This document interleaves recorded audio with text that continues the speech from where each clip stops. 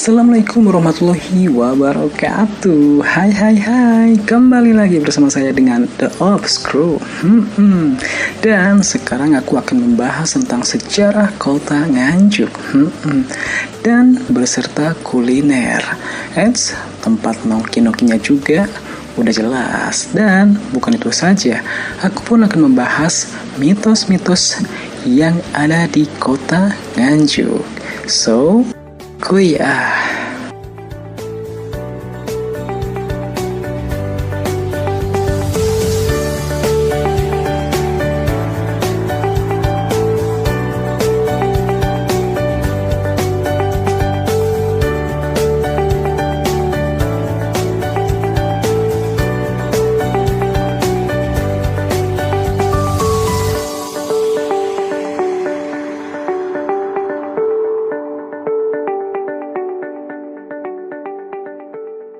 Kabupaten Nganjuk adalah salah satu wilayah di bagian barat Provinsi Jawa Timur, Indonesia. Wilayah utara Nganjuk berbatasan dengan Bojonegoro, Kabupaten Kediri, dan Trenggalek. Di bagian timur berbatasan dengan Jombang, sementara di bagian barat berbatasan dengan Ponorogo dan Madiun. Dengan luas wilayah sekitar 122.433 km persegi, Kabupaten Nganjuk terbagi menjadi 20 kecamatan yang mencakup 284 desa. Sebagian besar wilayah Nganjuk terletak di dataran rendah dengan ketinggian antara 46 hingga 95 mdpl. Asal-usul sejarah kota Nganjuk bermula pada sekitar tahun 929 Masehi di desa Candirejo, Kecamatan Loceret. Terjadi pertempuran antara prajurit Empu Sendok melawan tentara kerajaan Melayu atau Sriwijaya. Kemudian setelah menang bala prajurit Empu Sendok di daerah Nganjuk, dia dinobatkan menjadi raja dengan gelar Sri Maharaja Empu Sendok Sri Darmatunggadewa. Kurang lebih 8 tahun kemudian, Sri Maharaja Empu Sendok mendirikan Tugu Kemenangan atau Jaya Stamba dan Candi Jayamerta. Masyarakat desa di sekitar candi diberi hadiah sebagai desa perdikan atau desa bebas pajak dengan status Sima Swatantra bernama Anjuk Ladang. Kata Anjuk kemudian berkembang menjadi Nganjuk karena perubahan bahasa. Prasasti Candi Lor menunjukkan angka tahun 859 Caka atau sekitar tanggal 10 April 937 Masehi. Berdasarkan sejarah tersebut, tanggal 10 April 937 Masehi ditetapkan sebagai hari jadi Nganjuk berdasarkan surat keputusan Bupati Kepala Daerah tingkat 2 Nganjuk nomor 495 tahun 1993. Artikel iNews Nganjuk.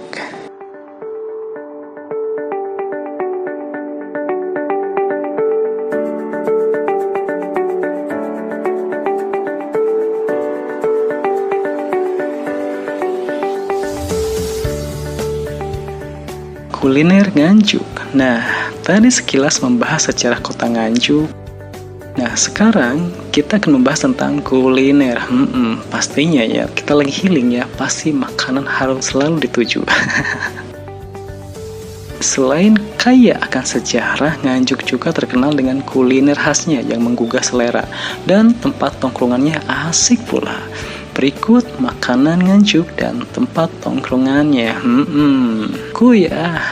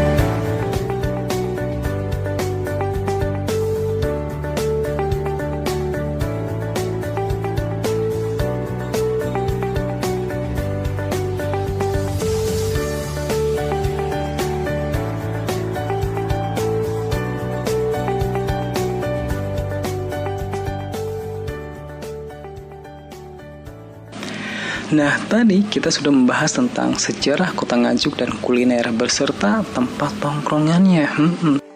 Asyik, udah pasti, sangat asyik. Sebelum aku pamit, izinkan aku untuk membahas mitos di daerah kota Nganjuk.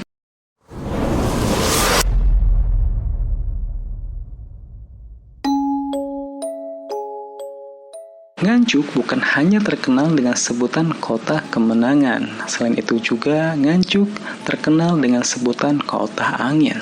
Selain itu Nganjuk juga terdapat kampung unik, wisata sejarah, tradisi unik, juga terdapat banyak misteri dan kisah mitos.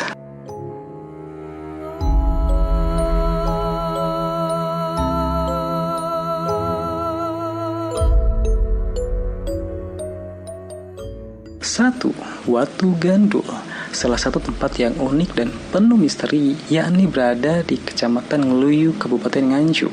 Terdapat batu keramat yang berukuran cukup besar. Batu tersebut posisinya miring dan tidak roboh ataupun menggelinding. Watu Gandul. Menurut dari cerita masyarakat, sekitar batu tersebut memiliki kekuatan magis yang cukup besar. Batu ini lebih tepatnya berada di hutan Ngeluyu, kawasan hutan Perum Perhutani. Posisi batu tersebut berada di atas tebing dan di bawahnya terdapat akses jalan untuk masuk ke desa Ngeluyu.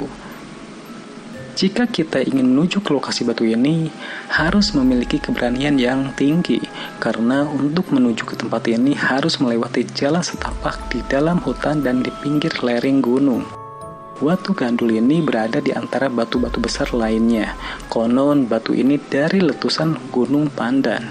Jika dilihat dan menurut hukum alam, dengan posisi batu yang berada di ujung sudut lereng gunung dan miring condong ke bawah, harusnya batu tersebut sudah menggelinding.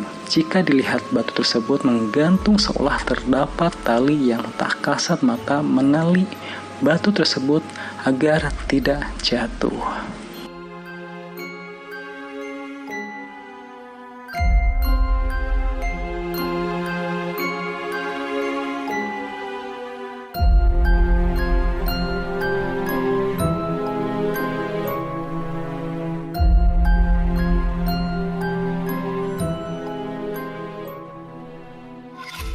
Dua, Jembatan Karangsemi. Nganjuk salah satu kota di Jawa Timur, Indonesia, dijuluki sebagai kota angin. Namun di balik keindahannya, ternyata Nganjuk menyimpan cerita-cerita mistis dan misteri di beberapa spot daerahnya. Salah satunya adalah Jembatan Karangsemi. Jembatan Karangsemi ini menghubungkan Desa Karangsemi, Kecamatan Gondang dengan Desa Demangan, Kecamatan Tanjung Anom. Jembatan ini memiliki warna yang ikonik, yaitu warna merah.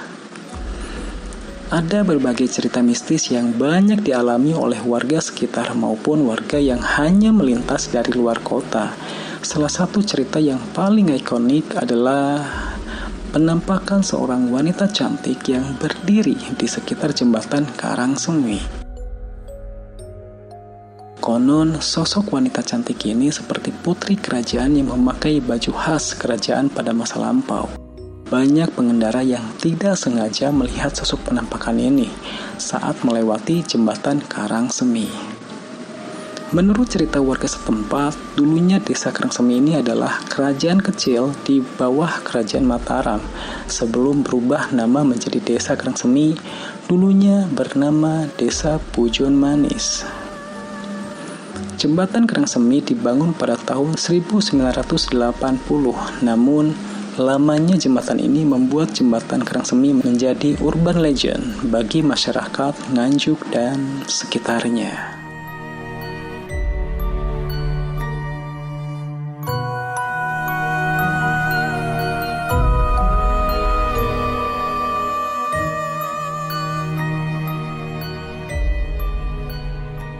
Tiga, Air Terjun Singokromo. Air Terjun Singokromo di Ngeliman, Kecamatan Sawahan, Kabupaten Nganjuk merupakan salah satu destinasi alam menakjubkan di Jawa Timur.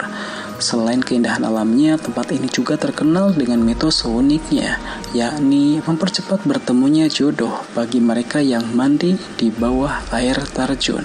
Dikelilingi oleh hutan pinus yang rimbun, air terjun Singokromo adalah surga tersembunyi bagi pecinta alam. Keindahan air terjun setinggi 30 meter, air terjun Singokromo menawarkan pemandangan air yang jernih mengalir deras, menciptakan suasana yang sangat menyejukkan, berada di ketinggian 1438 mdpl. Udara di sekitar air terjun sangat sejuk dan menyegarkan, menjadikannya tempat yang ideal untuk melepas penat.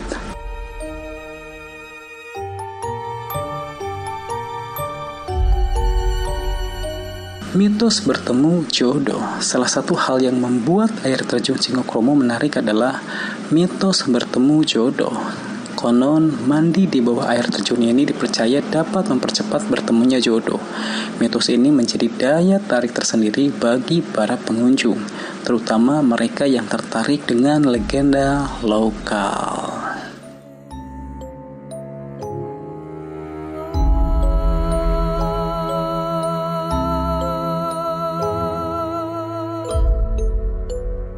Empat, air terjun Roro Kuning.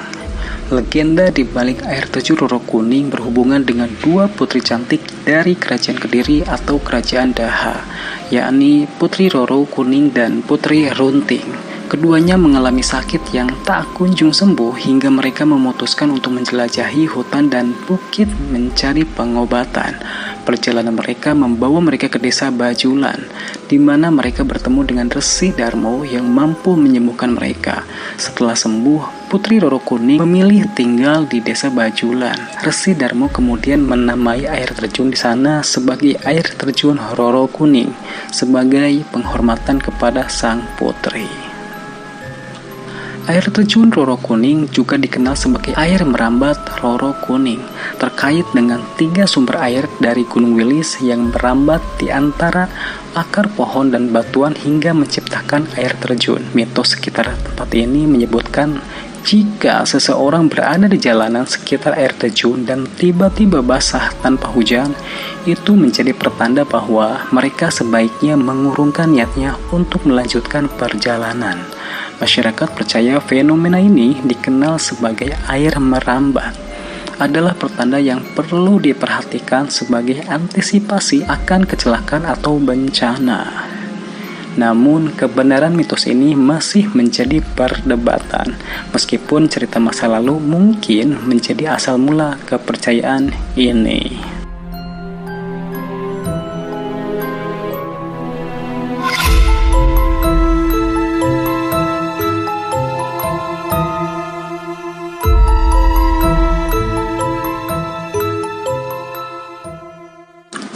Dan yang terakhir adalah air terjun Sedudo. Dirangkum dari berbagai sumber, air terjun Sedudo salah satu destinasi wisata alam Kabupaten Nganjuk, memiliki beragam mitos dan menyimpan legenda Sanak Pogalan. Sebagian masyarakat meyakini jika mandi air terjun tersebut pada bulan Suro, penanggalan Jawa akan membuat awet muda. Wisata air terjun yang berada di Desa Ngeliman, Kecamatan Sawahan, Kabupaten Nganjuk tersebut tidak pernah sepi dari pengunjung, terutama pada bulan Suro di bulan penanggalan Jawa, baik yang hanya sekedar ingin menikmati pemandangannya yang indah atau memang sengaja ingin membuktikan mitos yang berkembang itu. Namun tak banyak yang tahu apa yang menyebabkan air terjun di bagian selatan kota Anjuk Ladang itu mempunyai mitos seperti itu. Kalangan sejarah menilai mitos ini berdasarkan atas sejarah terbentuknya air terjun itu dan kajian ilmiah. Ada sejarah dan perkiraan secara ilmiah tentang mitos itu. Dari tinjauan sejarah, saat itu air terjun Sedudo dibuat oleh salah satu tokoh warga sekitar bernama Sanak Pogalan. Menurut cerita, Sanak Pogalan adalah seorang petani tebu yang harus menelan kekecewaan dari penguasa zaman itu. Karena kekecewaan inilah dia kemudian bertapa di sekitar sumber air terjun Sedudo. Dalam tapanya dia berniat untuk menenggelamkan kota Nganjuk dengan membuat sumber air yang sangat besar. Dia bersumpah untuk menenggelamkan desanya itu, dan dibuatlah sumber air yang sangat besar. Karena kesucian Sanak Pogalan inilah, sebagian warga meyakini jika sumber air terjun Sedudo mengandung beberapa khasiat, salah satunya menjadi obat awet muda. Selain tentang sejarah, dia juga menduga jika secara ilmiah khasiat obat awet muda dari air terjun Sedudo ini bisa diraba. Pada zaman kerajaan dulu, ada tokoh bernama Kyai Curigonoto yang sengaja mengasingkan diri di atas lokasi air terjun. Dalam pengasingannya itu, Kyai Curigonoto berniat untuk menjadikan hutan itu sebagai kebun rempah-rempah karena menganggap jika tanah hutan bisa menjadi media yang sangat bagus untuk mengembangkan rempah-rempah yang saat itu menjadi kebutuhan pokok masyarakat.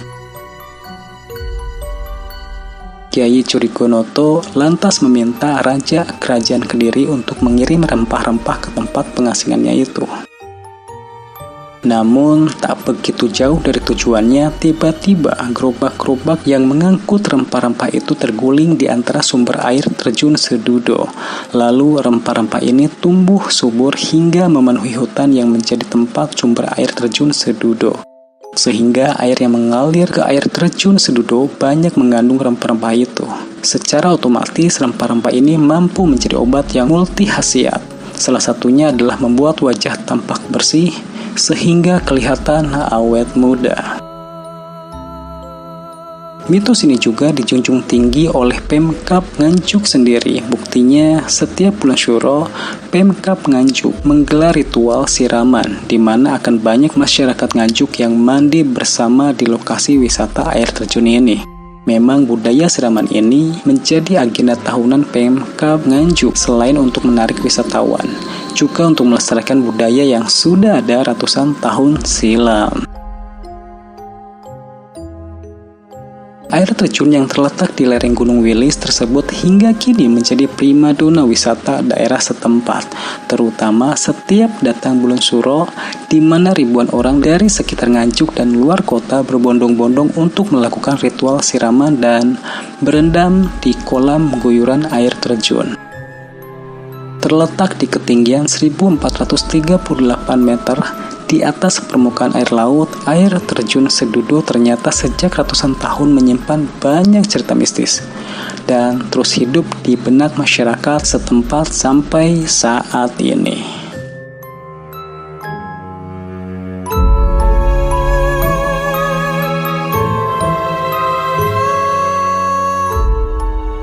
Dengan sejarah yang kaya, kuliner yang lezat, dan kisah-kisah mitos, Nganjuk menawarkan pengalaman yang unik bagi setiap pengunjung. So, kita akan kembali lagi di lain waktu bersama saya, The Ops Crew. Wassalamualaikum warahmatullahi wabarakatuh. See you.